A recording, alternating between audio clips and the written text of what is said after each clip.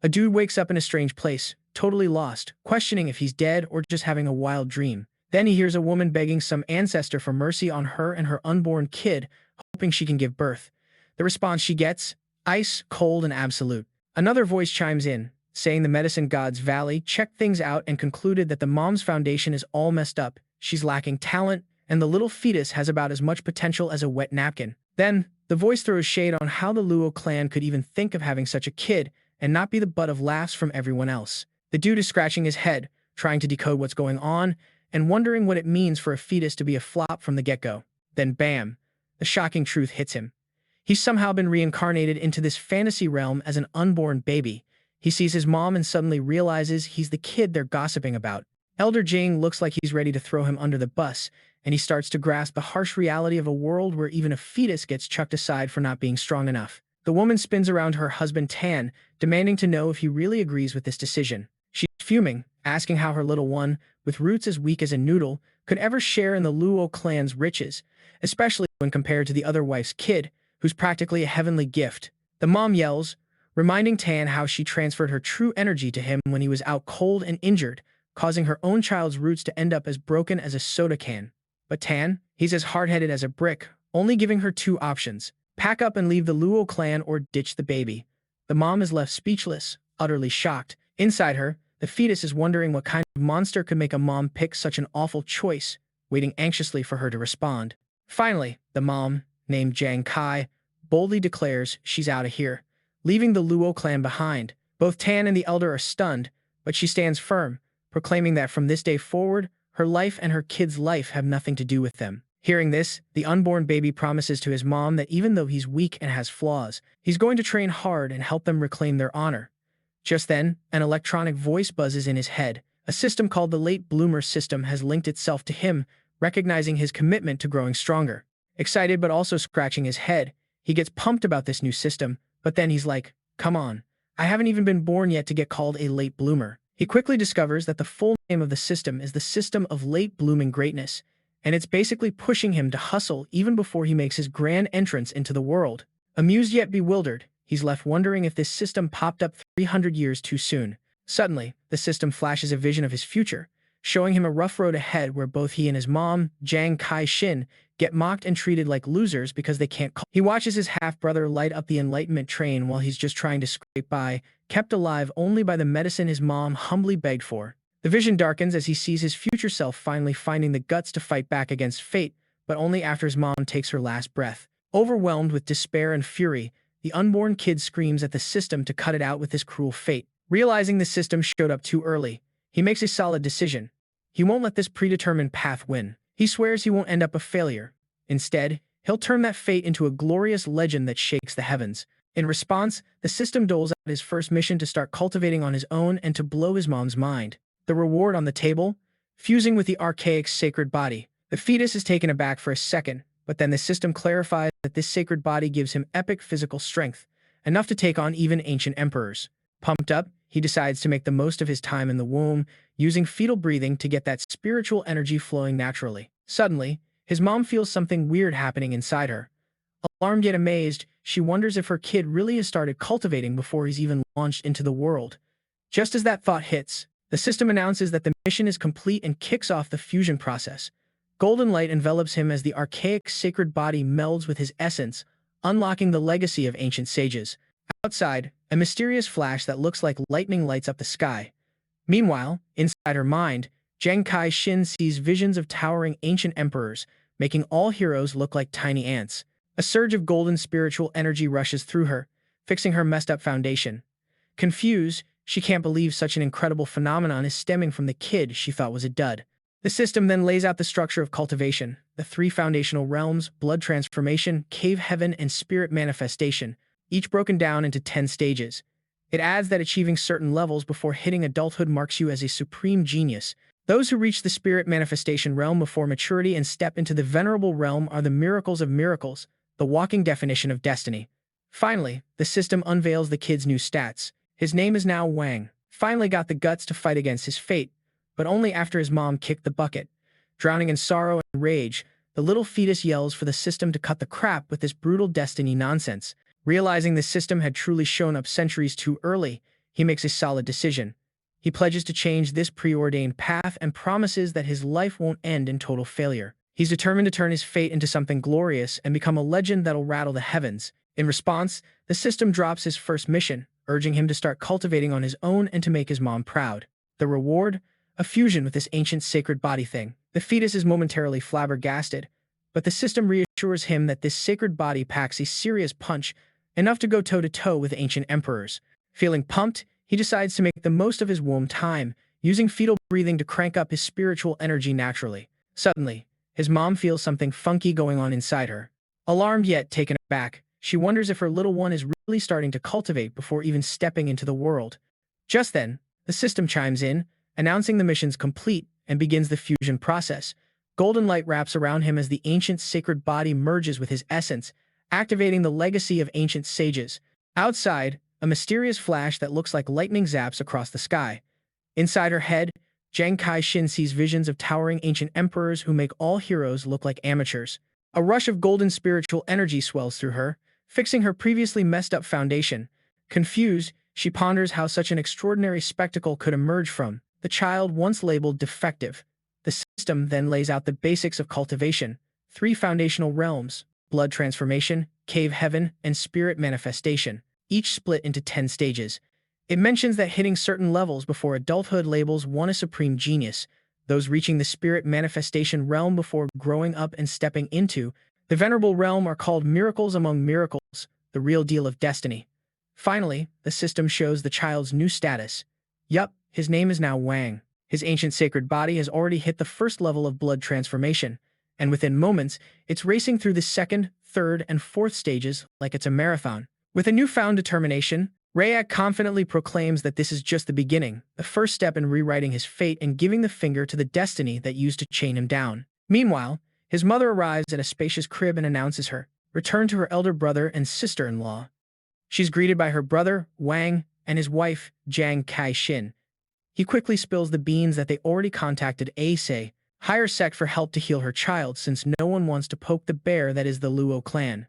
Qing sharpens her words, firing back at Jiang Kai-shin for returning only after getting tossed by the Luo Clan. Her tone drips with sarcasm, insinuating that the Luo Clan never let Jiang Kai-shin snag any resources from the legitimate heirs of the Mo Clan, and that her so-called pride is merely a smokescreen to hide her desperation. Jiang Kai-shin responds calmly, stating she seeks nothing but her child's safety. Her brother jumps in, fuming at his wife's words, ordering her to zip it. He assures his sister that the Jiang clan is fully on board to support her and her child. Trying to ease the mood, Wang tells his sister not to take Qing's harshness personally, explaining that his wife has a tongue as sharp as a sword, but deep down she's a softie. Jiang Kai-shin offers a faint smile, saying she totally gets her sister-in-law and holds no grudges. Meanwhile, the unborn child, Wang, takes in the whole scene from the cozy womb. Contrary to his thoughts, he figures out that his mother isn't being treated poorly. Rather, he feels genuine love and acceptance in the Jiang household, a whole lot better than the chilling vibe of the Luo clan. His thoughts get a rude interruption when Jiang Kai-shin's parents show up, announcing their return with a special guest, Sage Meow from the Palace of Creation. Sage. Wang's jaw drops as he's momentarily mesmerized by the sage's stunning beauty, thinking she could easily be a model from a Zhangjia world. All of a sudden, his system comes back online, flashing a new mission titled Late Blooming Greatness. Wang figures that the system must activate on its own when faced with powerful beings and concludes that Sage Meow could be his golden ticket. If he can showcase his talent early, he believes it will boost his mother's status in the clan. As Jiang Kai-shin respectfully steps forward to ask the sage for help, the unborn child gears up to impress her using the power of his ancient sacred body. Sage Meow signals for everyone to step outside, explaining that she prefers to examine the fetus and its mother alone. She reassures Jiang Kai-shin that she won't use any spiritual energy during the checkup since the fetus looks a bit delicate. Hearing the term weak sends Wang into a sarcastic tailspin, thinking if she'll still call his baby weak after witnessing the might of his ancient sacred body. As soon as the sage places her hand on Jiang Kai-shin's wrist, her expression shifts from calm to shocked. A powerful ancient aura begins to radiate from the womb, feeling primal and chaotic, almost like it's tapping into the world's chaotic origins. Alarmed, the mother asks what's going on, but the sage, clearly taken aback, questions her if this child had truly been assessed as lacking any innate power. Jiang Kai-shin nods, confirming that was indeed what the Luo clan's healer said. The sage furrows her brow slightly and decides to dig deeper. Gathering her energy, she commences examining the child's internal essence. Inside the womb, Wang senses the sage isn't quite sold yet. Determined to show off his strength, he commands his ancient sacred body to unleash its full potential, sending waves of immense power outwards. The sage pauses, sensing the defiance within him. A sly smile tugs at her lips as she comments that this little one's spirit is clearly a fighter, and had she not stumbled upon this, the world might have missed out on an exceptional prodigy. Jiang Kai-shin stands there, utterly speechless. None of those present are aware of the child's true potential. Yet, the sage has caught on to something extraordinary. She then suggests using a special artifact meant to reveal the truth behind all things and uncover the child's essence. Deeply appreciative, the mother bows in gratitude. As the sage and Jiang Kai-shin step out of the hall, the waiting clan members grow antsy. They assume the examination was wrapped up quickly because the fetus must be a lost cause. But the sage swiftly shushes their concerns, urging them not to jump to conclusions. She then drops a bombshell. The child in Jiang Kai-shin's womb is not only perfectly fine, but gifted in ways nobody could have imagined. The sage declares that what she witnessed is undeniably real, and she feels privileged to have witnessed such a revelation. The grandfather, bewildered and shocked, asks how this is possible when everyone had been told the child had no natural gifts.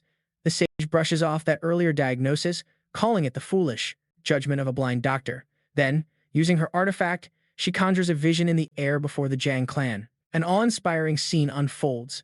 9 golden dragons pulling an enormous bronze coffin across the sky. The image leaves everyone frozen in shock and reverence. The sage explains that even a single one of those majestic dragons could wipe out the entire Jiang clan, effortlessly. As the vision unfolds, the clan members can't help but wonder who's chilling in that gigantic coffin until, bam! We see a young dude who looks just like Jiang Kai-shin. The sage's face turns serious. She realizes that the ancient holy body has come back to life in the Jiang clan and announces that a future heavenly emperor is set to be born right among them. Overwhelmed with emotion, the grandparents start bawling with joy, thanking the universe for showering their family with blessings. Jiang Kai-shin looks down at her belly with pride, softly whispering to her baby that he's the one who's given her true honor. Turning to her, the sage cuts through the small talk, saying she's not one for formalities. She offers to take the kid under her wing to make him her personal disciple at the Palace of Eternal Creation. She promises to mentor him herself and nurture him until he becomes a powerhouse that rocks the world. The members of the Jiang clan are left speechless once again when they realize the sage's offer is the head disciple position. A title so prestigious, even the heirs of the top imperial clans would fight tooth and nail to grab it. Inside the belly, Wang is buzzing with excitement. He knows the Palace of Creation is way better than joining a bottom-tier sect. Full of eagerness, he wonders what kind of sweet rewards this achievement will snag him. Jiang Kai-shin bows deeply, thanking the sage for the immense honor she's bestowed upon her and the entire Jiang clan. In her head, she's reflecting on how her life flipped upside down in a single day. Then, quietly, in her mind, she asks her unborn child if he also wants to be the sage's disciple. Sage Meow grins to herself, thinking how lucky she was to trust her gut and check out the Jiang clan. If she hadn't, she might have missed discovering this extraordinary wonder kid. Right at that moment, Wang's system kicks back in, flashing brief glimpses of his original tragic fate. Then, with a big ding, the system announces he has completed his current mission. Join a third-tier sect or better. Overjoyed, Wang celebrates inside, not just because he finished the mission, but also because the Palace of Creation is among the most powerful in the game. Full of confidence, he tells himself that with the holy body and a high-level cultivation style, there's no hurdle he can't jump over. The system then spills the beans on his reward, a top-notch cultivation technique dubbed the Art of the Heaven-Devouring Demon. Just the name hits him like a ton of bricks. The system explains that this technique revolves around pulling spiritual essence from the heavens and earth to create a natural vortex of cultivation. It's an evolving art that can heal, refine, and bulldoze over other energies. Realizing how big of a deal this gift is, Wang is determined not to waste a single second. He starts cultivating right there, inside his mother's womb. And in a flash, a golden spiritual current bursts out from him, swirling around the hall like a tempestuous storm. The crowd is left utterly flabbergasted. Jiang Kai-shin watches in awe while her brother and sister-in-law stand there frozen like deer in headlights. Her brother mutters in disbelief, wondering how on earth a child could start cultivating before even popping out. The grandfather, eyes shining with emotion, exclaims that the universe has truly blessed their clan. Meanwhile, Sage Meow watches with a big ol' smile. With a disciple boasting the Archaic Sacred Body, She thinks that nobody will ever dare to call her lineage weak again, not even during the Grand Immortal Palace tournament that'll happen in 100 years. She then chimes in, announcing that every new disciple must receive a proper welcome gift from their master. As his new mentor, she will personally give him a treasure. Inside the womb, Wang feels an unshakable confidence. With his sacred body and the heaven-devouring demon art, he believes that whatever treasure she tosses his way will automatically acknowledge him as its rightful owner. Wang focuses his mind and spiritually calls forth the treasure, certain that taming a basic artifact is child's play for him. In response, the treasure zooms toward his mother's belly, merging right into it. The sage is stunned, her eyes wide with disbelief that an unborn child managed to make a treasure recognize him as its master. But the mind-blowing events don't stop there.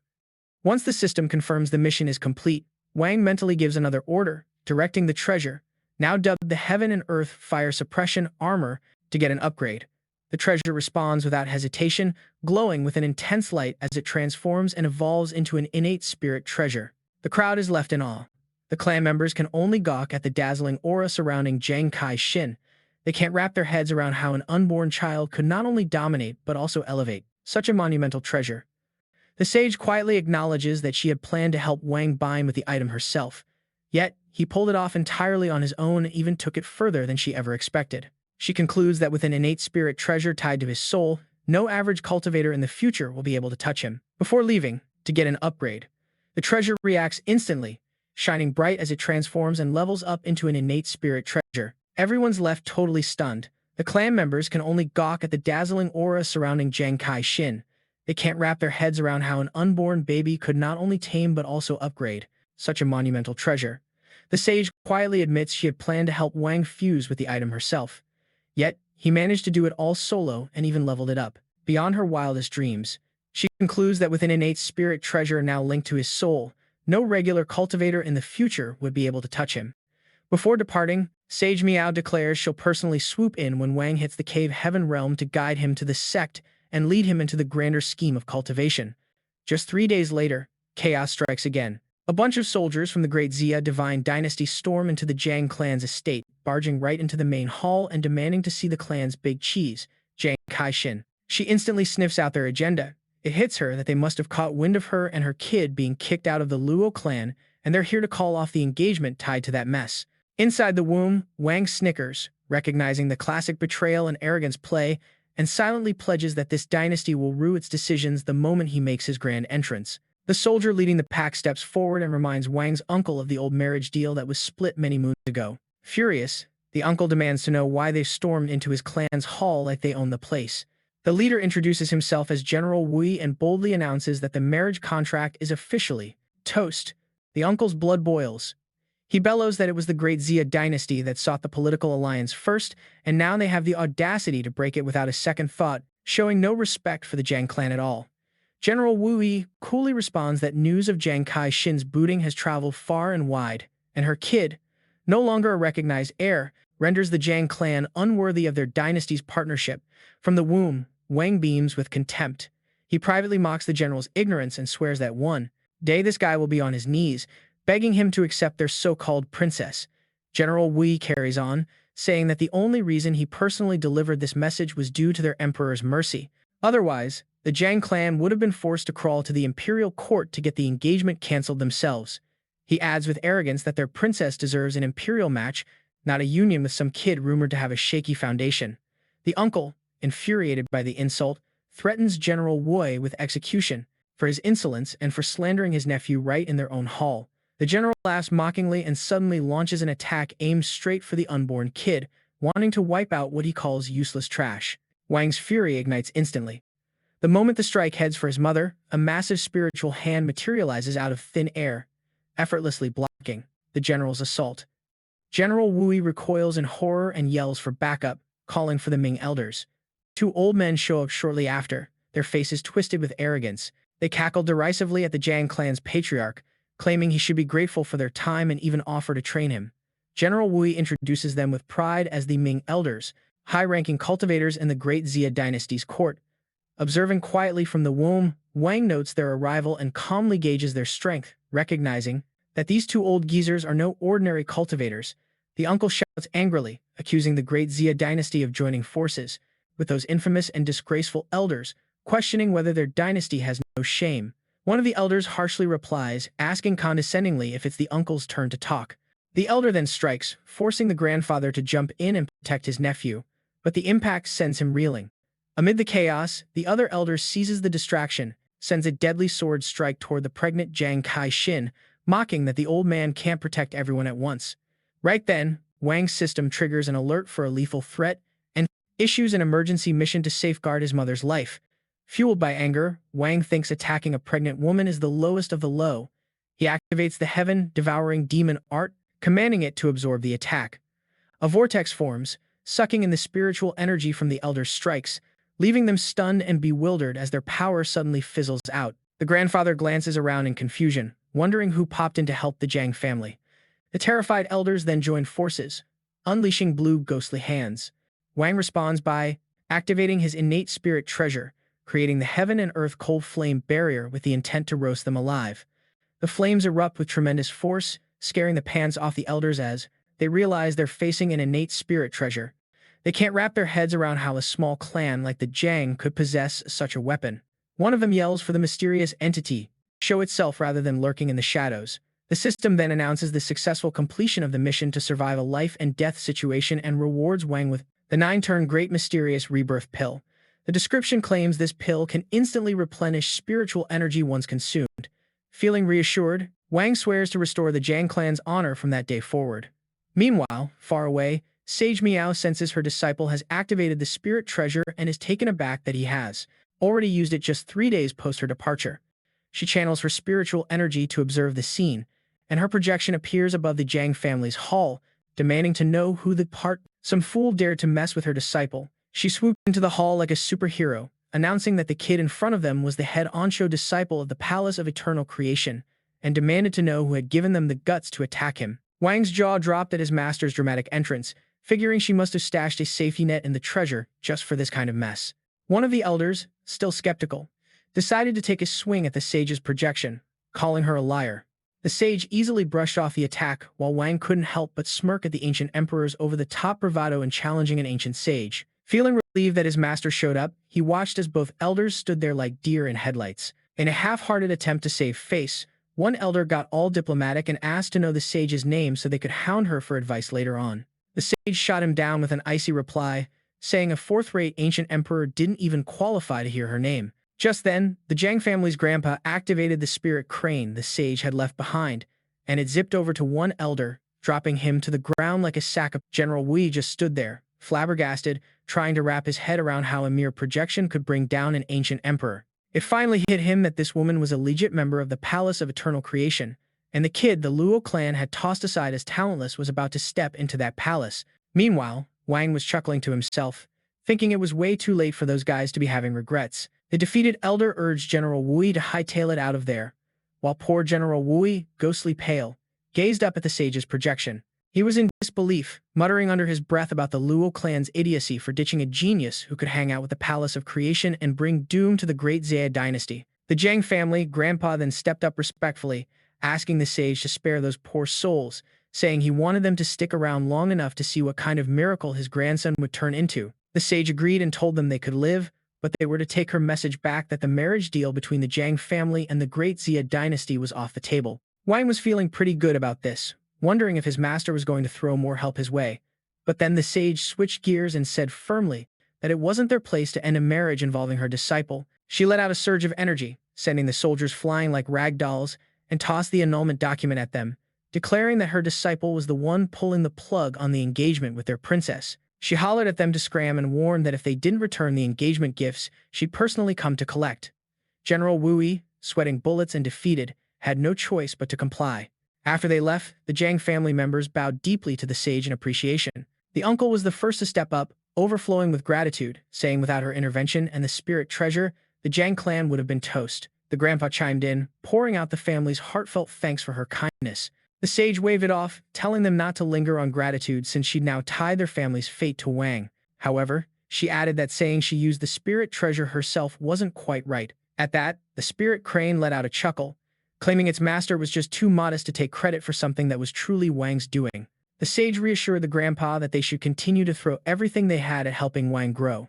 Hearing this, Wang felt all warm and fuzzy inside, thinking to himself, "You truly are my real master." Picking up on what the sage was hinting at, the grandpa cleared the room so he could chat with her privately. Once it was just the two of them, he asked about the type of physical constitution his grandson had that allowed him to wield a spirit treasure while still in the womb. The sage revealed that the kid carried the legendary Archaic Sacred Body, leaving the grandpa completely shell-shocked. She explained that even she didn't know how he could control a treasure before being born, since the last record of such a body was from hundreds of thousands of years ago. She noted that since the kid had already started cultivating, who knows how powerful he would be at birth. The grandpa, over the moon, exclaimed that the heavens had truly smiled upon their clan. But the sage cautioned him that this archaic sacred body needed some serious resources to cultivate right, and they had to build a solid foundation before the kid entered the palace of creation. The grandpa expressed his gratitude for the wise advice, promising that the Jiang clan would muster all its strength to prepare a strong base for Jiang Wang.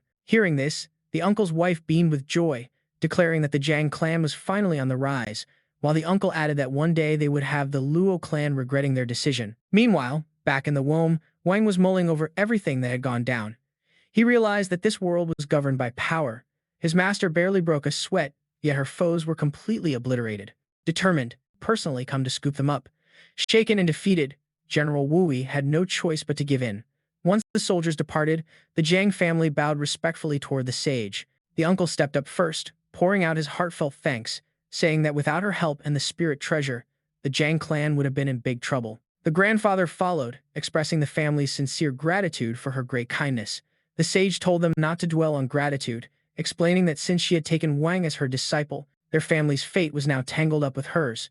However, she added that claiming she had wielded the spirit treasure herself wasn't entirely accurate. At that, the spirit crane chuckled softly, saying its master was way too honest to take credit for what was really her disciple's doing. The sage then assured the grandfather that the family should keep showering Wang with every possible resource to help him grow. Hearing this, Wang felt touched and thought to himself, "You're definitely my true master." The grandfather, catching her drift, dismissed the others so he could have a private chat with her. Once they were alone, he asked what kind of physical makeup his grandson had that allowed him to wield his spirit treasure while still in the womb. The sage revealed that the kid was carrying the legendary Archaic Sacred Body, leaving the grandfather completely flabbergasted. She went on to explain that not even she knew how he could control a treasure in the womb, seeing as the last time someone had such a body was hundreds of thousands of years back. She added that since the child had already started cultivating, there was no telling how powerful he'd be at birth. Overjoyed, the grandfather whooped that heaven had truly blessed their clan. The sage warned him, though, that the archaic sacred body demanded a massive amount of resources to cultivate right and needed to be strengthened carefully before the kid entered the palace of creation. The grandfather thanked her for the heads up and promised that the Jiang clan would rally all its strength to lay a solid foundation for Jiang Wang. Hearing this, the uncle's wife chimed in joyfully that the Jiang clan's rise had finally kicked off, while the uncle added that they would someday make the Luo clan regret their decision. Meanwhile, inside the womb, Wang reflected on everything that had gone down. He realized that this world was seriously run by power. His master barely lifted a finger, yet her enemies were totally crushed. Determined, he swore he wouldn't just start from the same line as everyone else. No, he'd kick off his triumph right from the womb. Later, the family gathered to meet the ancient ancestor of the Jiang clan. The ancestor mentioned he was already in the loop about the kid's extraordinary physical traits. While such a body had potential beyond imagination, it also required a bottomless pit of resources. Declaring his commitment, the ancestor proclaimed he'd willingly hand over all his own cultivation goodies to the little one. Jiang Kai-shin piped up, saying that the ancestor needed nearly half clan's savings for his own training, and giving it all away would mean the entire clan's future was riding on this one kid. But the ancestor stood his ground, saying his decision was set in stone. He also tossed over the priceless goodies gifted by sage Meow. The mother graciously accepted them on her son's behalf. At that very instant, Wang's system issued a new mission. Cultivate non-stop for 1 month and wow the ancestor. The reward for nailing it: a supreme heavenly bone. Wang felt a surge of excitement when he heard about this shiny new reward. The system went on to explain that the supreme heavenly bone was a power that only popped up in ancient divine beings and granted its owner a special innate ability. Fueled by confidence, Wang figured that with his current stash of resources and the heaven-devouring demon technique, he could hit the spirit manifestation realm even before making his grand entrance into the world. He thought to himself that getting to such a level as a fetus would definitely dazzle his ancestor. and without wasting a second, he dived back into cultivation. A month flew by. The ancestor, having spent every minute safeguarding the young prodigy of the Jiang family, began to feel a bit antsy. He realized he'd been so wrapped up in protecting the kid that he hadn't checked on his cultivation progress at all. Curious, he finally took a peek at his grandson's level and was absolutely floored to find that Wang had reached the peak of the spirit manifestation realm in just 1 month. At that very moment, Wang was busy contemplating his journey, nodding that he had hit that peak 3 days early. Now he was wondering if he could take the next leap and try breaking into the venerable realm. As soon as the ancestor made his discovery, the system buzzed to notify Wang that he had completed the Impress the Ancestor mission.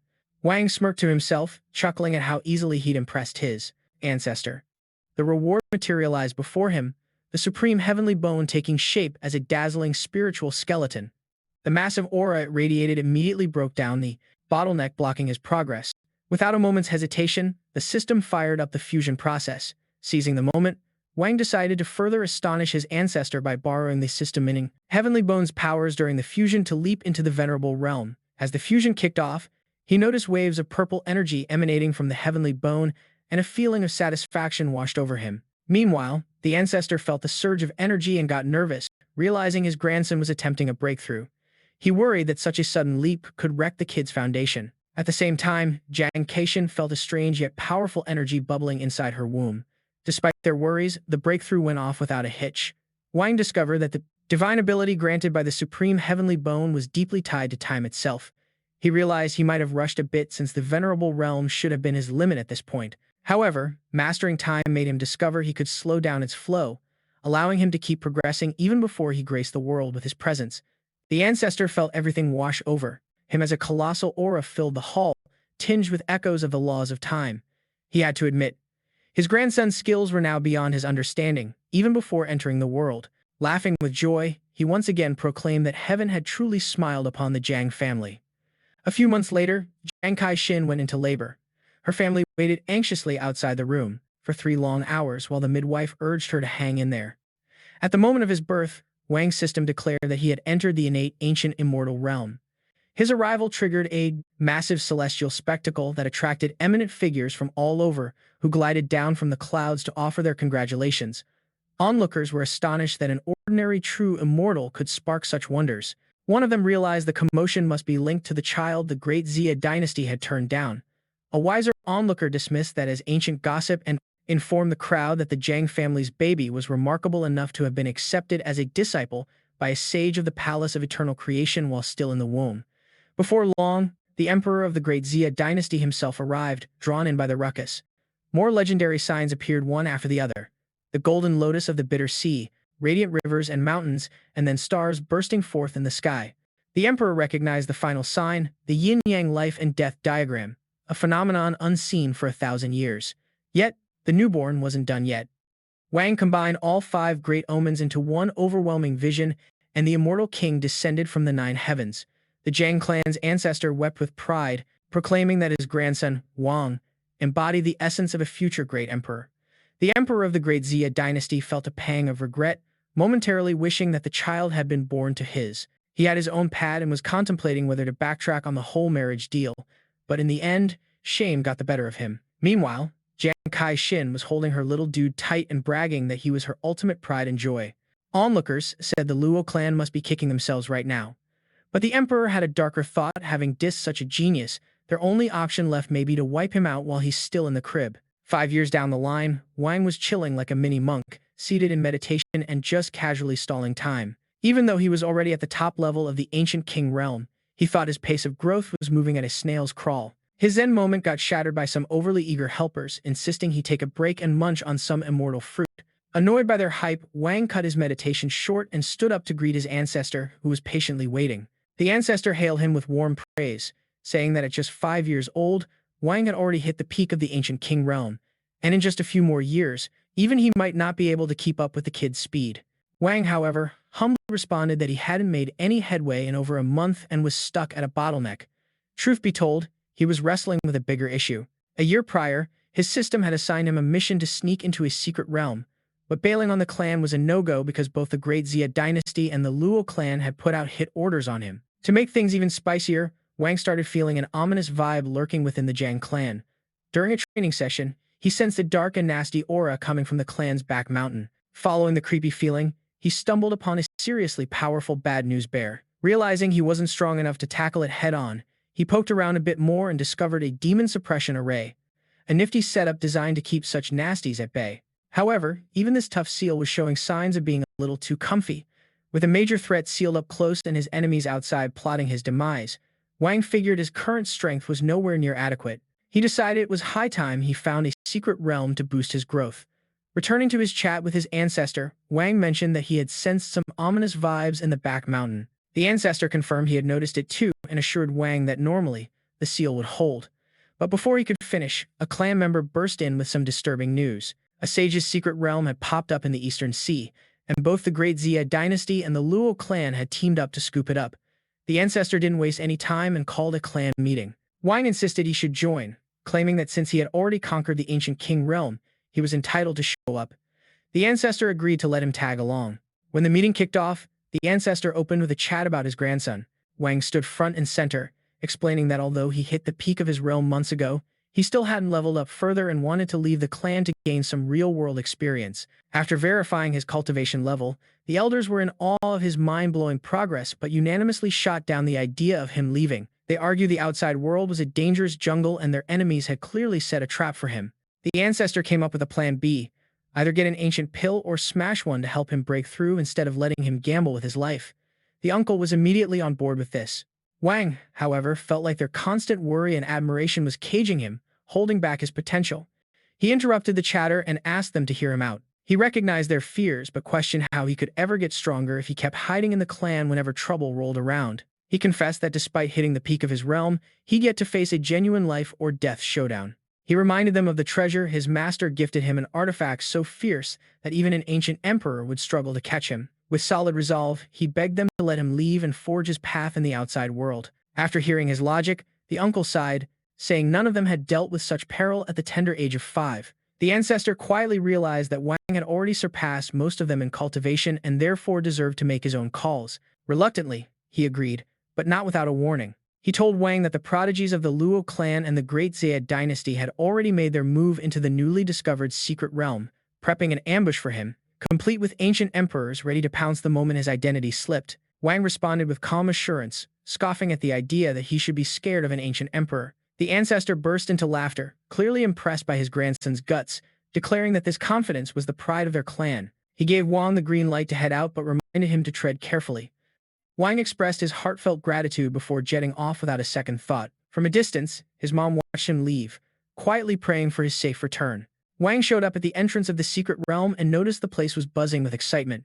To gather some intel, reluctantly, he agreed, though not without warning him first. He told Wang that the geniuses of the Luo clan and the Great Xia dynasty had already entered the newly discovered secret realm and that they had prepared an ambush for him, ancient emperors among them, ready to strike the moment his identity was exposed.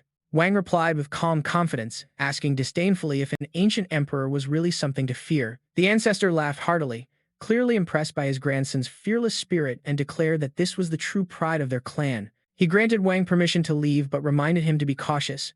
Wang thanked him sincerely before setting off without delay. From a distance, his mother watched him depart, silently praying for his safe return. Wang arrived at the entrance of the secret realm and noticed that the area was full of activity and excitement.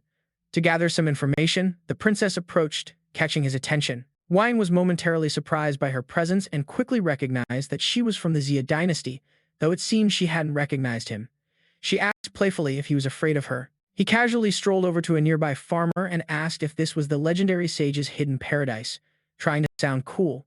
The guy looked annoyed at first, but when his gaze fell on Wang's fancy threads, he quickly figured out that this wasn't your average Joe, but likely a young noble from a powerful family. Instantly, his tone switched up as he confirmed it was indeed the infamous spot. Wang, trying to play it humble, introduced himself as a disciple from a tiny, no-name sect before inquiring why so many kiddos and young cultivators were hanging around. The farmer scoffed that those big shots from the Xia dynasty and the Luo clan were hogging the secret realm, only letting those under 18 in. Wang couldn't help but wonder which big-headed geniuses his rivals had sent this time. Not long after, a posse from the Grand Xia Divine Dynasty showed up. Leading the pack was Grand Princess Ximingqian, whose beauty had everyone losing their ability to speak. One of her minions started buttering. her up while poking fun at the other participants, but the princess calmly shut her down, reminding her not to underestimate anyone.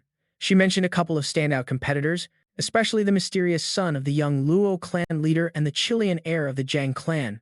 Her voice had a hint of regret when she noted it was a bummer their dynasty had lost such a strong ally. The attendant, feeling awkward, muttered that the blame lay with the cocky General Wu Kai, but the princess quickly stopped her, telling her to learn from their blunders instead of sulking about it. Both attendants nodded like bobbleheads, agreeing enthusiastically. From a distance, Wang watched the princess, calm and collected, appreciating her grace, realizing she didn't share General Wu Kai's arrogance or cruelty when he had insulted his family. A moment later, the Luo clan made their grand entrance, rolling in a flashy carriage, lightning crackling around them like a bad action movie. Upon seeing them, Wang cracked a small smile, thinking he was a bit worried they might not show up. An elder from the Luo clan stepped forward and presented their chosen contestant, Luo Dong, to the grand princess. Luo Dong tried to confidently greet her, but the princess completely brushed him off, instead speaking directly to the elder lady beside him, suggesting that their factions team up to unlock the secret realm. Luo Dong's grin faded fast as he turned away, feeling like a total idiot. The elders from both factions wasted no time, joining forces to pry open the gate to the ancient sage's secret realm. As soon as the barrier began to part, all the young participants were rushed in like a stampede.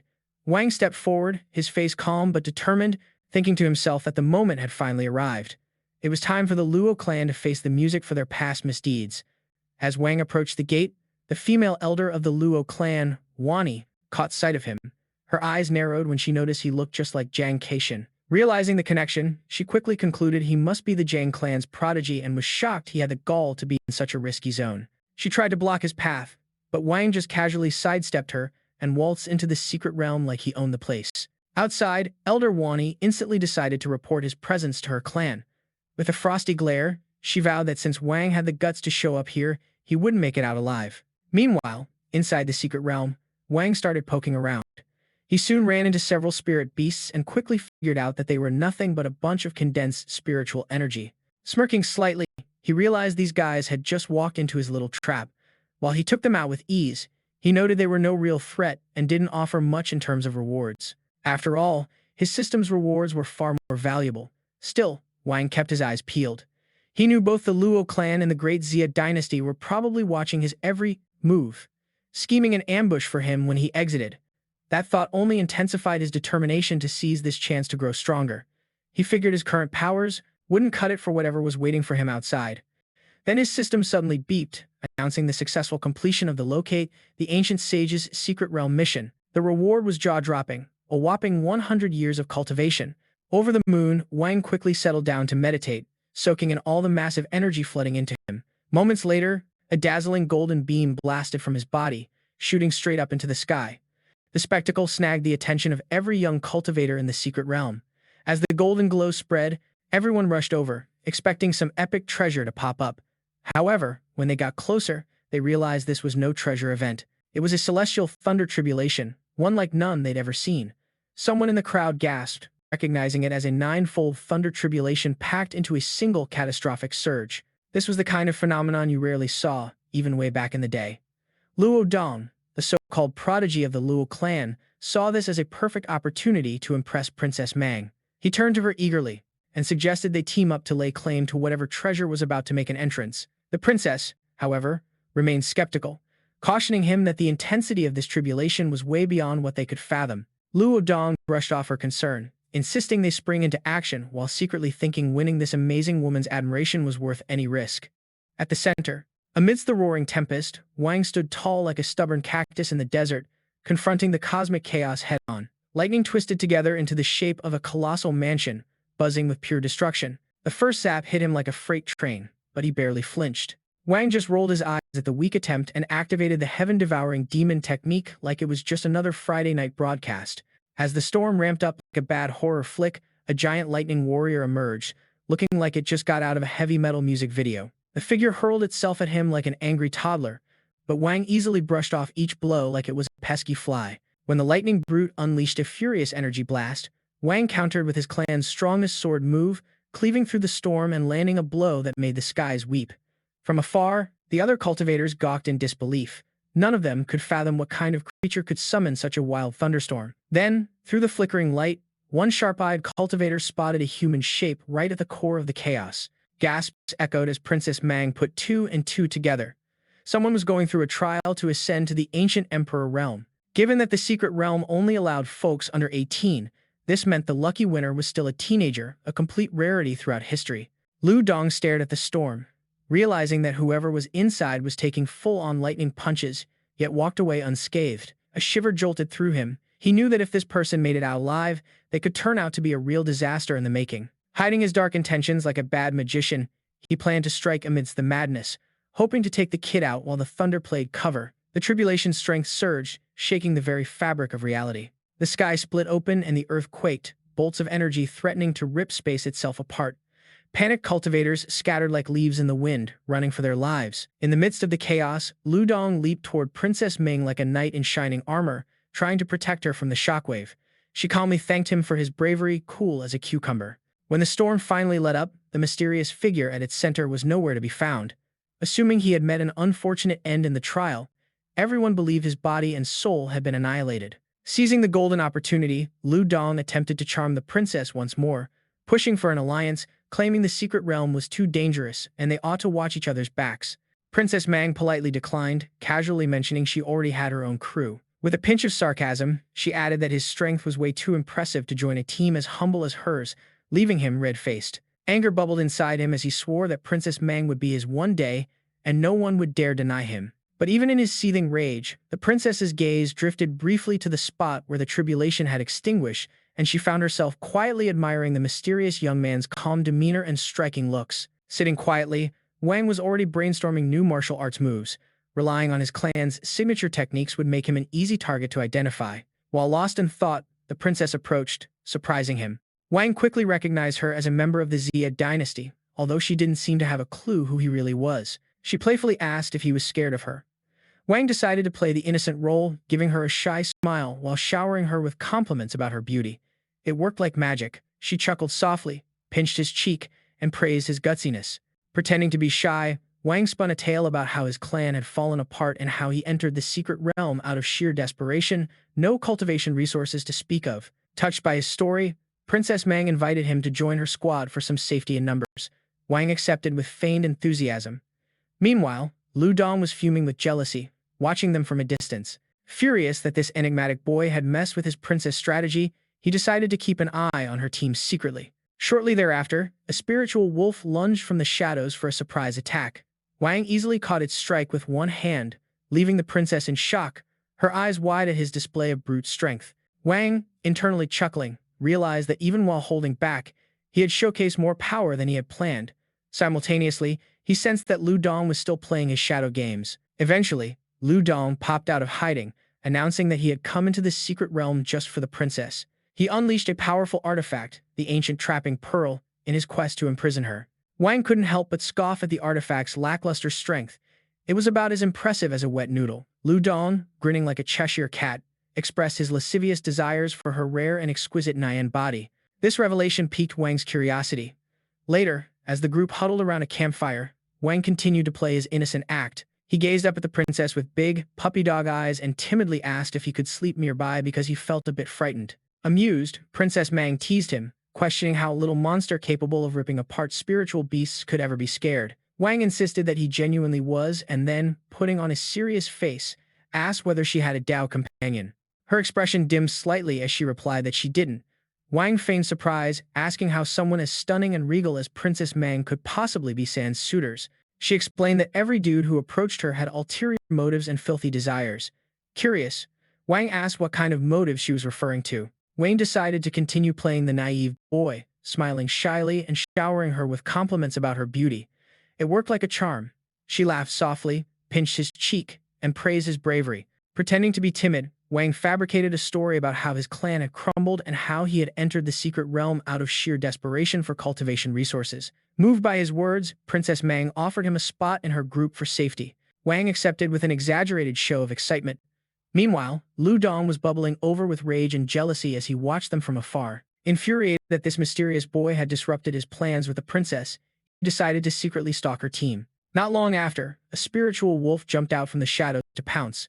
Wang effortlessly caught its strike with one hand, shocking the princess, who was taken aback by his physical prowess. Wang, bemused inside, realized that even while holding back, he had outed more strength than he intended. Simultaneously, he sensed that Lu Dong was still trailing behind them. Eventually, Lu Dong made his grand entrance, declaring that he had ventured into the secret realm solely for the princess. He unleashed a powerful artifact, the ancient trapping pearl, attempting to entrap her. Wang couldn't help but dismiss the artifact's strength inwardly, finding it laughably unimpressive. Lu Dong, grinning like a villain in a comic book, revealed his lascivious intentions and his desire for her rare, exquisite neon body, a revelation that certainly piqued Wang's interest. Later on, as the group kicked back around a campfire, Wang continued to play his role. He looked up at the princess with wide, innocent eyes and timidly requested to sleep nearby because he felt a bit frightened. Chuckling, the princess teased him, questioning how a little monster capable of ripping spiritual beasts apart could feel fear at all.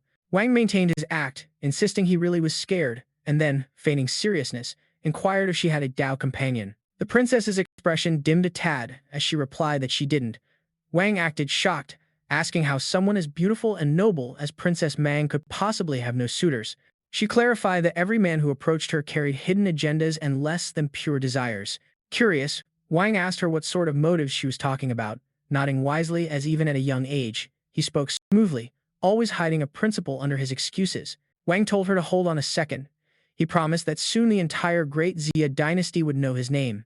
He then pulled out the divine item his master had bestowed upon him and used it to communicate with her. With a slight pause, she leaned in and spilled her secrets, asking if he had ever heard of the fabulous Nyan body. She listed this physique as a hot commodity among dual cultivation enthusiasts. According to her, unscrupulous cultivators often hunted women with this physique, treating them like nothing more than stepping stones for their own power. Pretending to be enraged, Wang tightened his fist and announced that he would protect her from anyone with bad intentions. The princess chuckled at his childlike bravado and suggested they relax by the fire. Yet, Wang felt the unease of Luo Dong lurking in the shadows. Fed up with the constant peeping, he resolved to chase that nuisance away for good. Rising silently, he slipped out of the camp to draw Luo Dong away. Noticing his departure, the princess quickly followed, chiding him for being reckless and wandering off alone. Just as Wang opened his mouth to apologize, Luo Dong, consumed by jealousy, finally emerged from hiding and attacked, screaming angrily that Wang was asking for trouble. Wang turned to him with a calm demeanor and coolly stated he had been expecting him. Luo Dong wasted no time in launching an assault. But before the hit could make contact, Princess Mang stepped directly in front of Wang, demanding to know Luo Dong's intentions. Luo Dong chuckled darkly and said they would find out soon enough. Without further ado, he tossed the ancient trapping pearl at them. In a flash, both Wang and the princess found themselves sealed inside a spatial barrier. Infuriated, the princess yelled that her dynasty would never forgive him for this and ordered him to let them go immediately if he didn't want a war on his hands. Luo Dong just smirked, telling her to go ahead and give it a shot. The princess shot him a cold look, warning him he would regret his arrogance. She then attempted to activate her dynasty's rescue seal, but the sigil sputtered and crumbled within the pearl's domain. Luo Dong sneered, crowing that the artifact had been personally crafted by his ancestor, Wani, a master of spatial laws. He boasted that the pearl completely nullified spiritual energy for anyone below the ancient emperor realm, urging her to stop struggling and just give in. As the gravity of the situation hit her, the princess quickly hatched a plan. Leaning close to Wang, she whispered that she'd use a special technique to send him out of this secret realm and told him to call for her dynasty's troops the second he made it out. Before she could put her plan into action, however, Luo Dong focused on Wang. With a sneer, he declared Wang must be the neglected kid from the Luo Clan 5 years ago. The princess looked perplexed, completely missing the point. Wang remained composed, calmly clarifying two things. First off, he confirmed he had absolutely no ties to that unfortunate Luo clan. His name was Wang. Thank you very much. Secondly, with a sly smirk, he looked at Luo Dong and sarcastically inquired whether he really thought the game was already over. Luo Dong chuckled mockingly, belittling Wang for bragging, even while standing on the precipice of doom. He vowed to personally end Wang's life for his clan. The princess, still wrestling against the pearl's oppressive grasp, cried out that he was a shameless monster. Realizing escape might be impossible, she considered perhaps sacrificing herself for Wang to escape and bring back reinforcements. But Wang immediately shot down that idea, telling her to chill. He had a much breezier plan up his sleeve. Gradually, he levitated off the ground, radiating a dazzling golden aura. Luo Dong was frozen, astonished that Wang could still muster spiritual energy inside the ancient trapping pearl. Wang looked disdainfully at the artifact, dismissing it as a useless bead. With a flick of his wrist, the confining power shattered like thin glass. In an instant, he stood before Luo Dong, nonchalantly stating he didn't appreciate being looked down upon. Then he just tapped Luo Dong's forehead with one finger. That single touch caused Luo Dong's energy to implode, and the sickening sound of snapping bones reverberated through the space. He collapsed to the ground in agony, utterly defenseless. The princess gaped in shock as Luo Dong writhed, screaming in disbelief that this was impossible.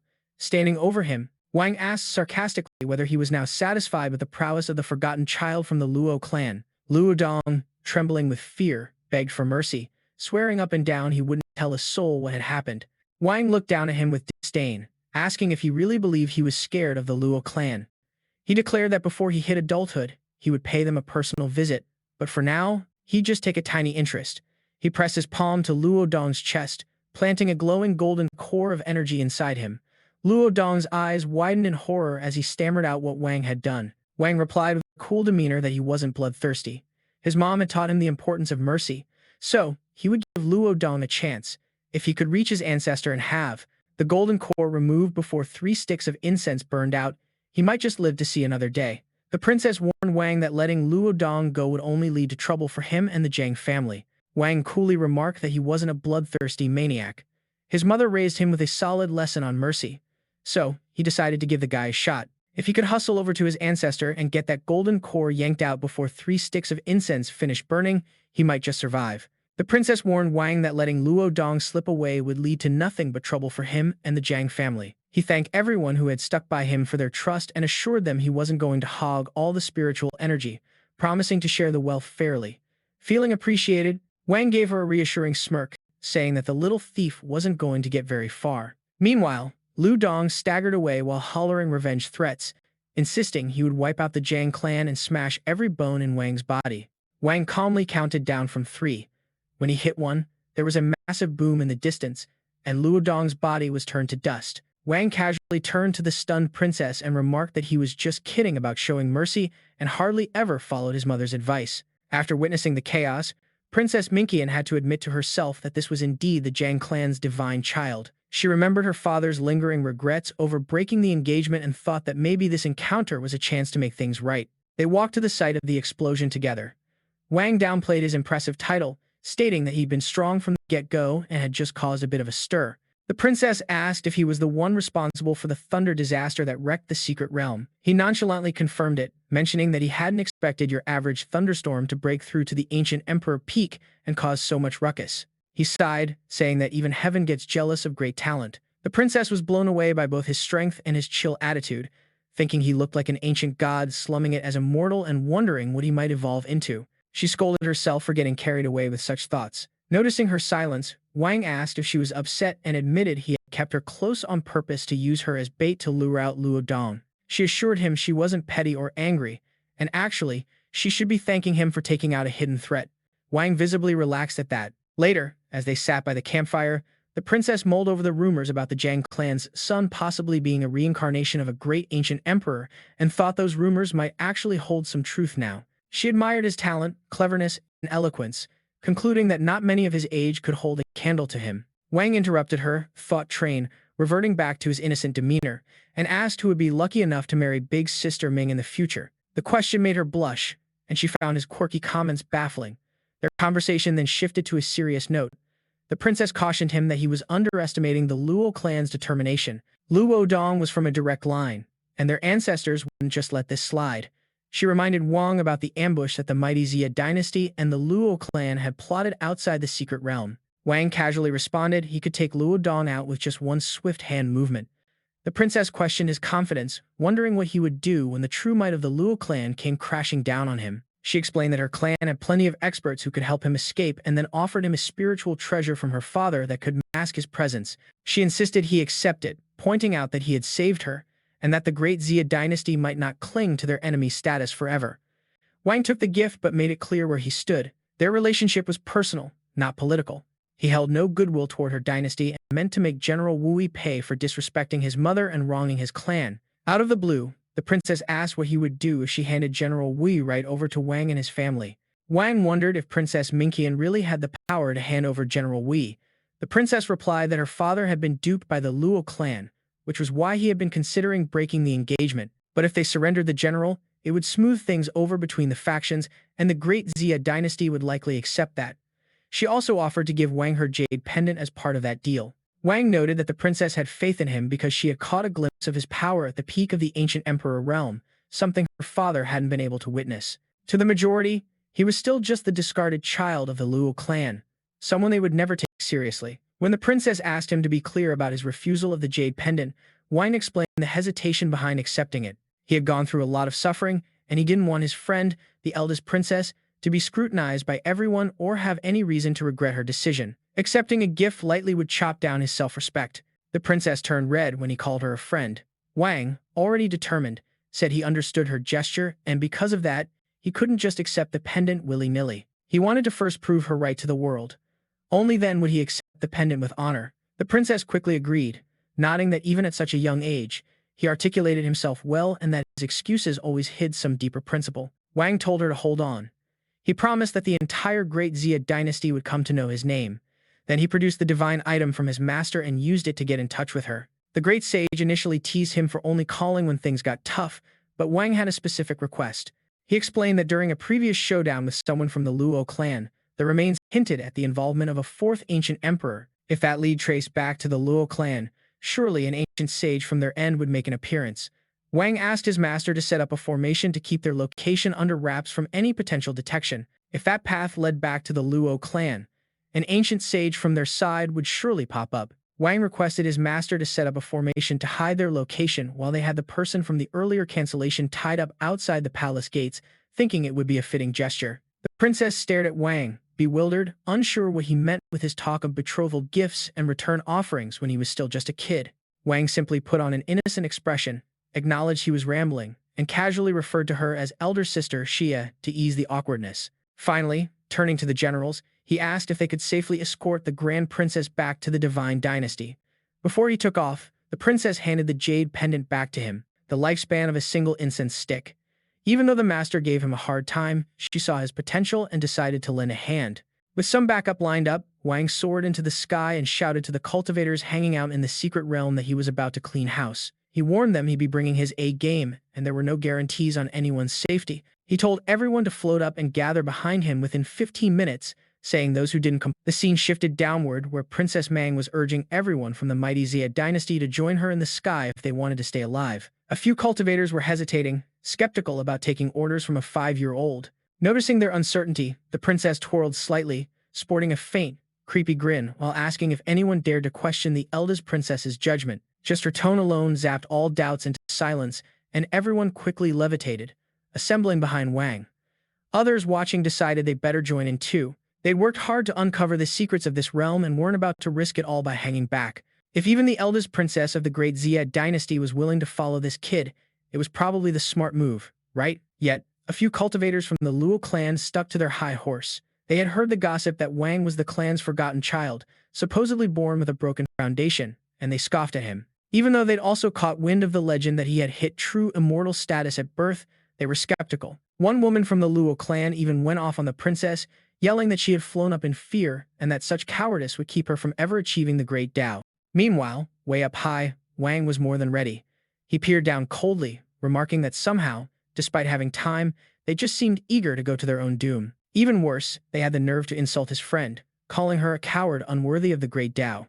For that, he announced, they'd now have to face the consequences. Wang summoned his energy, and a massive sword of pure spiritual power appeared in the air. He eyed it calmly, pondering how those clueless fools thought they could reach the Tao under his blade. Then he ordered his soul to slice through the entire secret realm. The energy sword swooped down, ripping through space and time as it crashed into the ground. The impact shattered the realm itself. Cracks spread like wildfire as the whole dimension started crumbling. Spiritual beasts and ancient monsters broke free, and those who had ignored his warning tried desperately to resist the blow.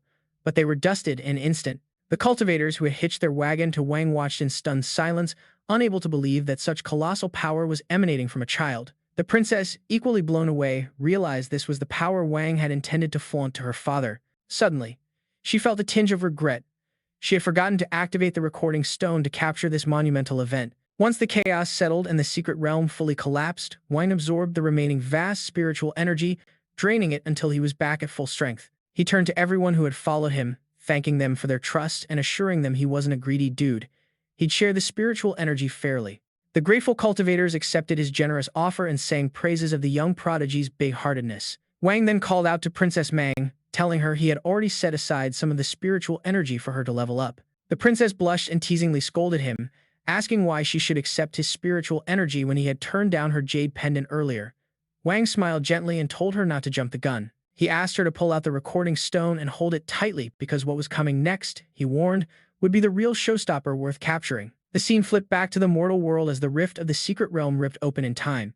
This kind of thing could only happen with someone at the immortal emperor level. No one expected an immortal emperor to be hanging out in the secret realm, so this totally shocked everyone. An older woman from the Luo clan wildly speculated that maybe it was Luo Dong who had used the princess's body to force his way to an immortal emperor breakthrough, convinced that heaven was on the side of the Luo clan. But the reality was quite different. Wang checked to see if the princess was ready. She quickly ordered all the troops of the Great Xia Divine Dynasty to retreat. The commanders were totally flabbergasted, and one sent a telepathic message asking if Wang had taken the princess hostage. She assured him that she had given the order so everyone could be kept safe. Getting this, the commander instructed the Great Xia forces to pull back, and within moments, they started disappearing, leaving the Luo clan in shock. The old woman cursed Wang, claiming he was hiding behind the princess for protection, but she firmly believed that now that he had entered the secret realm, no one could save him. Wang had totally anticipated this type of behavior from the crafty Luo clan because they had poked the bear by confronting him. He wasn't about to back down. The old woman proclaimed they didn't need the great. The cultivators accepted his generosity and showered praises on the young prodigy for his big-heartedness. Wang then called out to Princess Mang, letting her know he had already set aside some of that sweet spiritual energy just for her advancement. The princess blushed and playfully scolded him, asking why she should accept his spiritual energy after he turned his nose up at her jade pendant earlier. Wang gave her a faint smile and told her to chill out. He advised her to whip out the recording stone and hold it tight because what was about to happen next was the real deal worthy of capturing. The scene whooshed back to the mortal world as the rift to the secret realm tore open. This kind of event typically only happened thanks to someone at the immortal emperor level. No one saw an immortal emperor crashing the secret realm coming, so naturally, everyone was stunned. An old lady from the Luo clan wildly speculated that maybe it was Luo Dong who had taken advantage of the princess's Mayan body to break through to immortal emperor status, convinced that heaven smiled upon the Luo clan. But the reality flipped the script. Both Princess Ming and Wang popped out of the rift together. The old woman was flabbergasted that Wang had the guts to venture into the secret realm, completely ignoring the Luo clan's warning. Wang checked in if the princess was ready. She quickly commanded all troops of the Great Xia Divine Dynasty to fall back. The commanders were left in shock, and one shot a telepathic message asking if Wang had taken the princess hostage.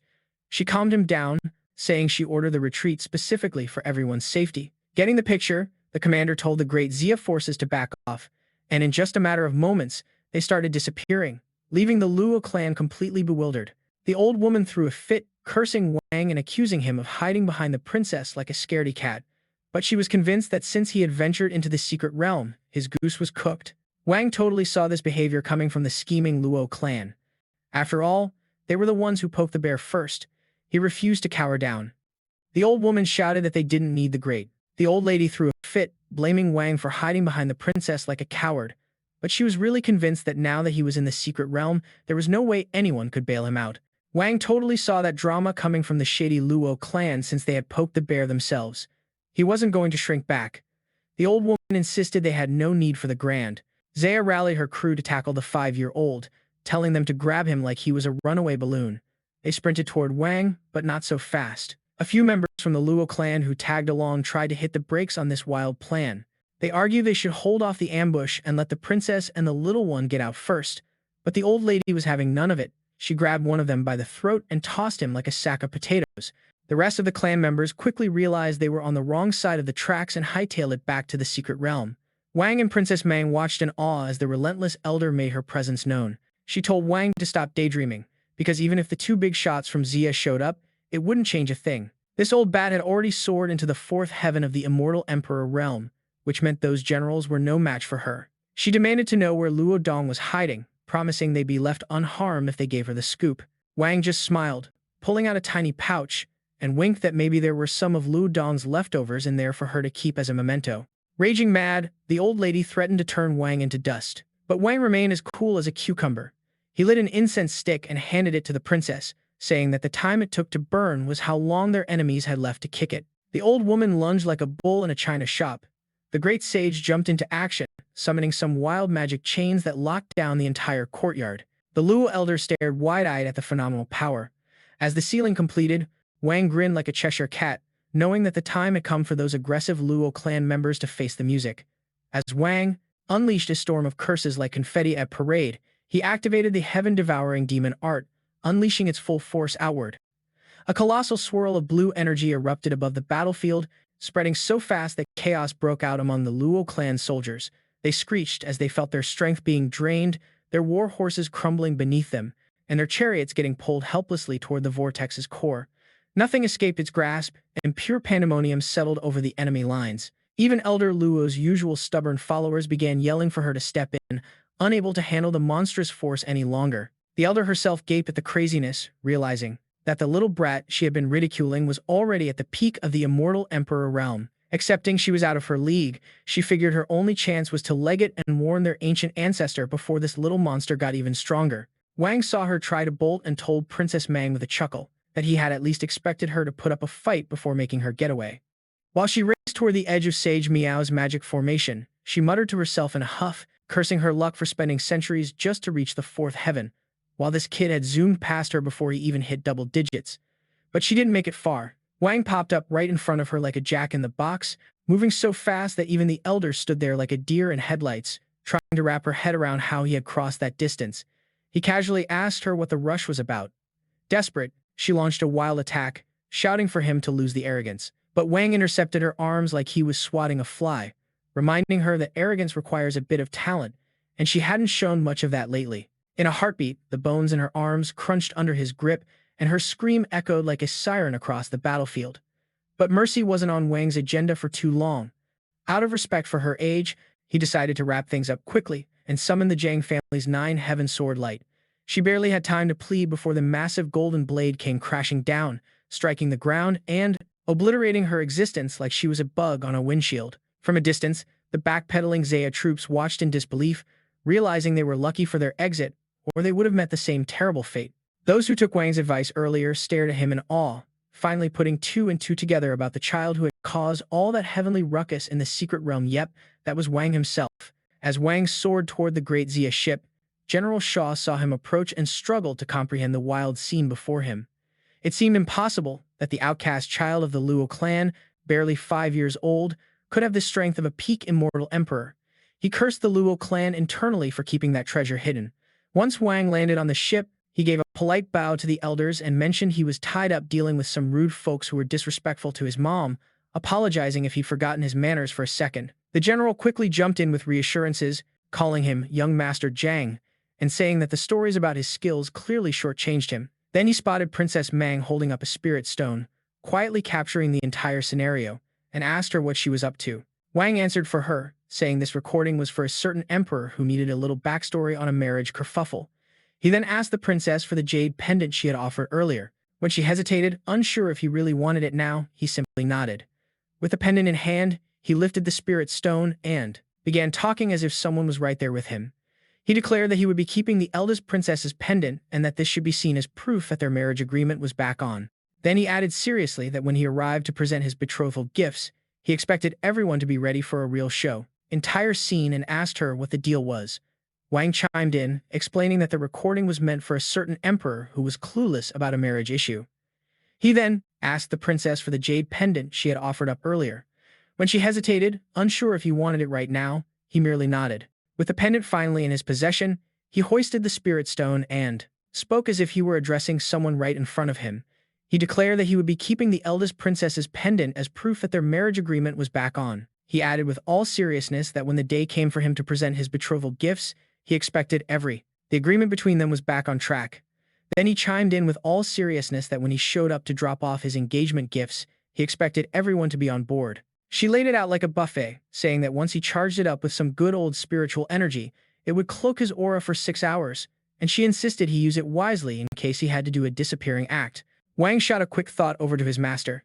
The sage replied that his performance was satisfactory, but casually reminded him that the incense stick counting down their protective bubble was about to call it quits. With a confident nod, Wang reassured her that he had his escape route all mapped out. He then bid the princess adieu, saying he'd be heading out and their next rendezvous would be at the grand showdown in the Immortal Palace. However, she kind of flipped out and urged him to stay alive through this messy situation first, insisting he skedaddle right away. As he disappeared like a magician's trick, she called for their crew to head back immediately, clearly stressed about what chaos lay ahead. Cloak his aura totally for 6 hours.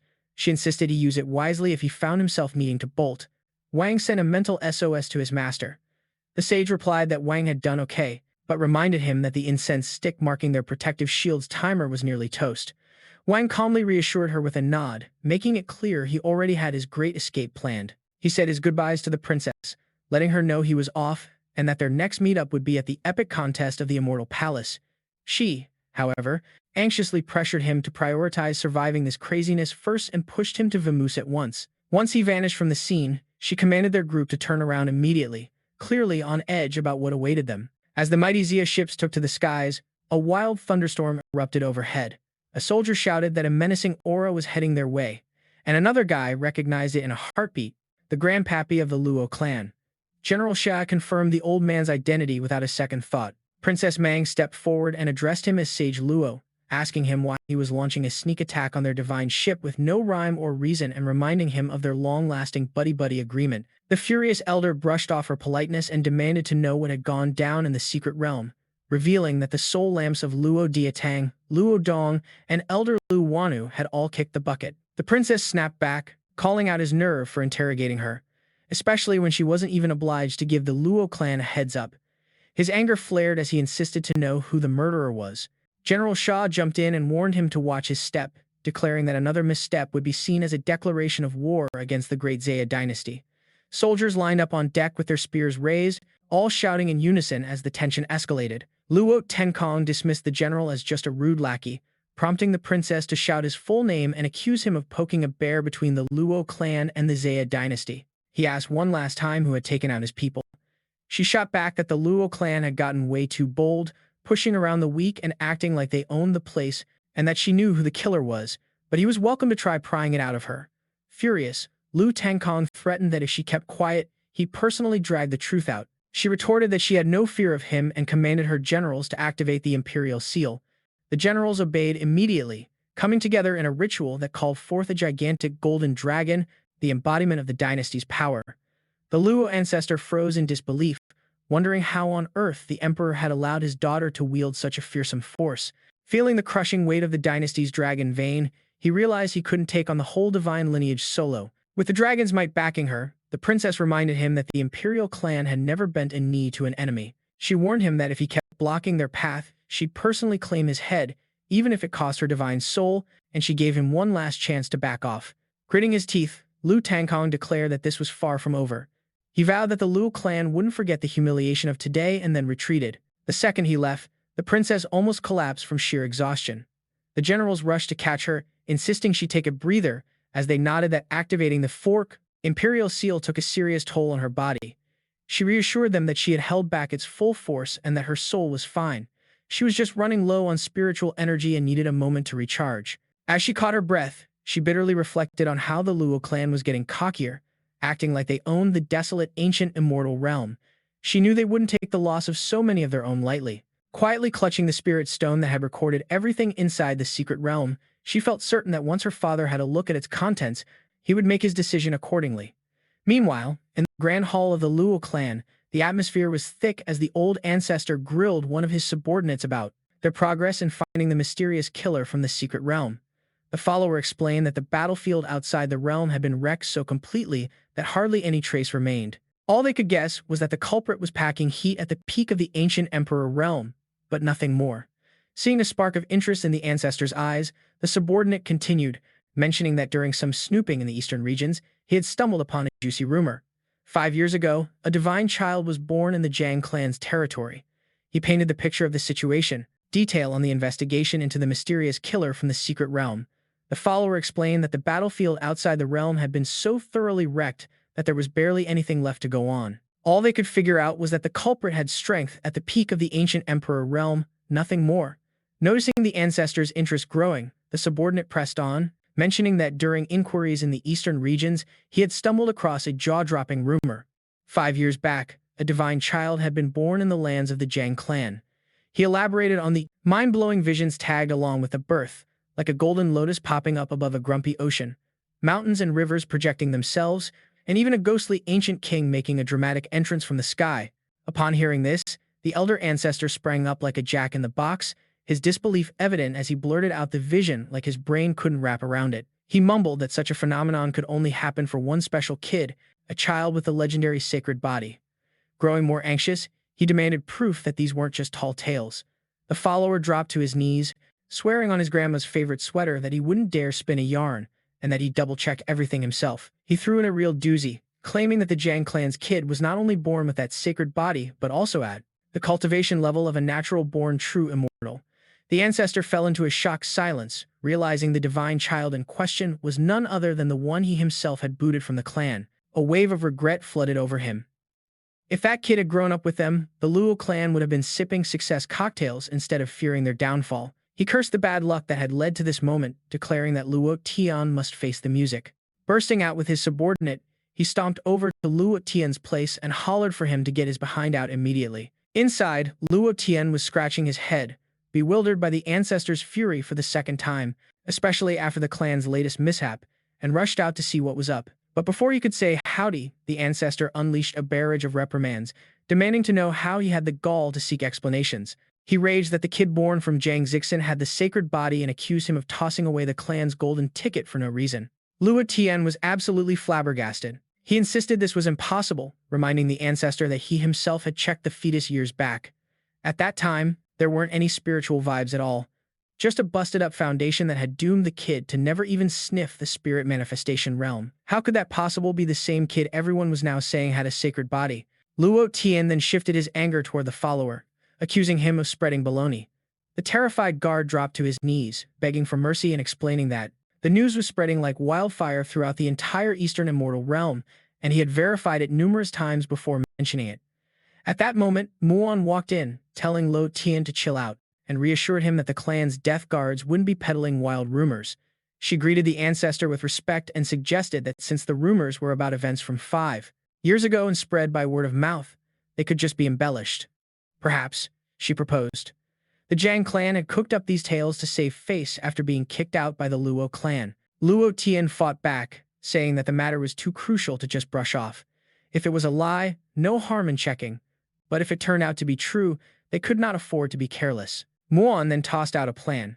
She figured the Jiang clan was already on the decline, and with the Luo clan's clout, just summoning Jiang Zixin and her kid to pay respects would put the Jiang clan forever in their debt while allowing the Luo side to see for themselves if the child had the special physique. She confidently added that even if the Jiang clan said no, they need not worry because her own son, Lu Ling, was showing signs of becoming the next great emperor.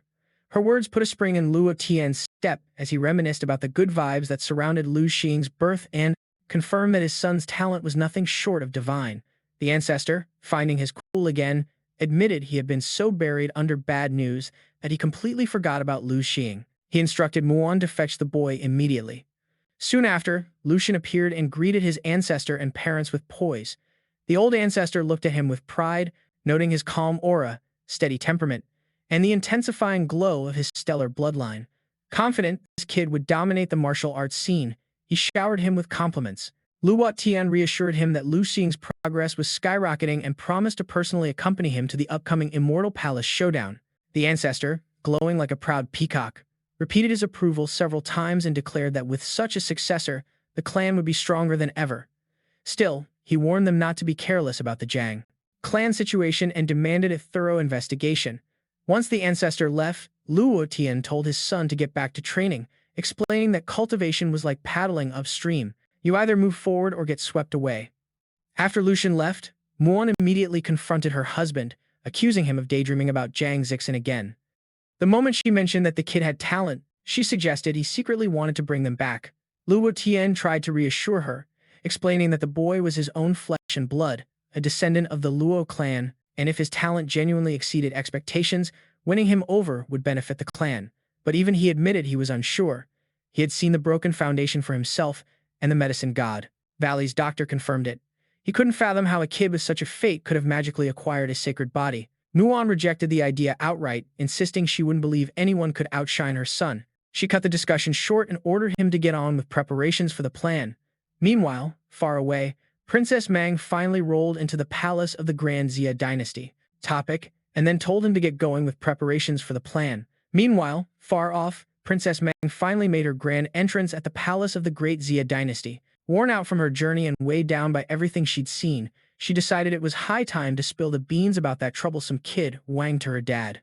Right on cue, soldiers flooded the courtyard as the divine ship made its grand entrance, all of them saluting like they were rehearsing for a Broadway show to welcome back the Grand Princess. Princess Ming gracefully stepped down alongside her generals, expressed her gratitude to the troops for staying sharp, and let them know the divine vessel was now in their capable hands.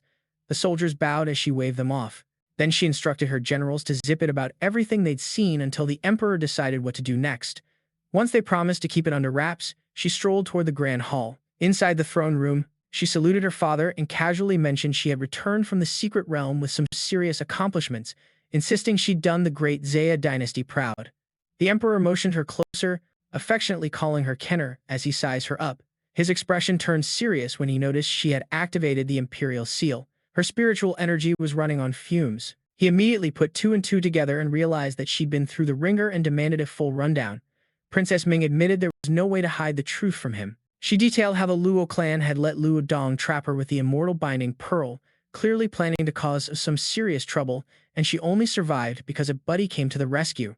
She continued, explaining that instead of backing down, the Luo clan cranked up the chaos by sending their ancient sage Luo Tang Kong to intercept the divine ship on the way back. The emperor's rage exploded in an instant, hard enough to splinter the armrest of his throne beneath his grip. Hearing the ruckus, the empress rushed in, startled by his fury and pleading with him to calm down. He fired back that the Luo clan had pushed their luck too far by daring to attack his daughter, questioning whether they thought they were above the great Xia divine dynasty. Fuming, he ordered his attendants to whip up an imperial decree demanding an immediate explanation from the Luo clan. Both the empress and Princess Ming quickly jumped in to stop him. The empress advised caution, reminding him that while the Luo clan wasn't exactly ancient, their history was extensive and their influence was solid. A war between the two sides would wreak havoc on everyone involved. The emperor countered sharply, asking how their recent actions weren't equivalent to declaring open hostility. Princess Ming urged him to chill out, warning that a spat of this magnitude would send the whole desolate ancient immortal realm into a tailspin. She reminded him that countless hidden powers were already licking their chops for a chance to take a shot at their dynasty. She added she had returned with not only danger but also a discovery that was way more important than the Luo clan's insult, and she asked him to check it out. She handed over the spirit recording stone. Curious, he took it, and as he held it, he couldn't help feeling a swell of pride for her. Despite the danger she faced, she kept her cool, prioritizing their people's fate above all else. Internally, he scolded himself, realizing that his daughter's composure was even more impressive than his own. Regaining his composure, he proclaimed that he wouldn't tolerate the humiliation being thrown at them and declared that the Luo clan must surrender Luo Dong. That alone would clear the air.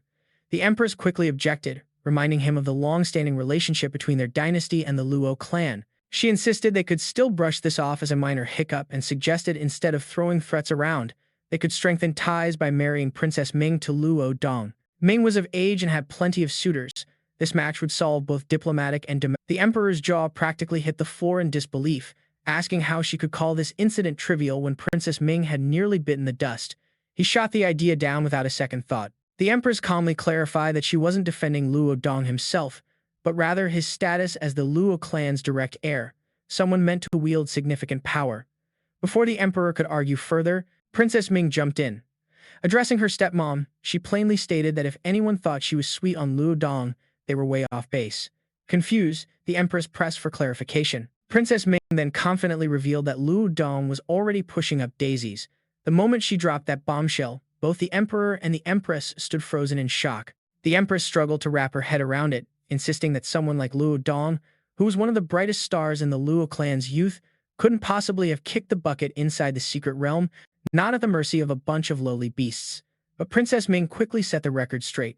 It was Wang who had dispatched him while rescuing her. The emperor's expression shifted immediately, as he recalled the tales from 5 years back. The child born to the Jiang clan, whose birth sent shockwaves through the heavens, the one who appeared already at the level of a true immortal. If such a child had matured into a celestial king by now, then defeating Luo Dong would have been a walk in the park. Yet before he could chime in, Princess Ming coolly added that Wang was no longer a celestial king. He had already rocketed to the peak of the celestial emperor realm. The emperor found that hard to swallow. He reminded his daughter that Wang was only 5 years old this year. The empress struggled to wrap her head around it, insisting that someone like Luo Dong, who was one of the hottest prospects in the Luo clan's younger generation, couldn't possibly have met his end in the secret realm, especially not at the hands of mere beasts. But Princess Ming quickly set the record straight. It was Wang who had taken him out while rescuing her. The emperor instantly had a shift in his expression, as memories of 5 years ago rushed back. The child born to the Jiang clan, the one whose arrival sent shockwaves across the heavens, the one who had already hit the level of a true immortal. If such a child had blossomed into a celestial king by now, then taking down Luo Dong would have been a walk in the park. Yet before he could spit out a word, Princess Ming added calmly that Wang wasn't just a celestial king anymore. He had already hit the peak of the celestial emperor realm. The emperor found this hard to swallow. He reminded his daughter that Wang was only 5 years old this year. He had already hit the ceiling of the celestial emperor realm. The emperor couldn't wrap his head around that.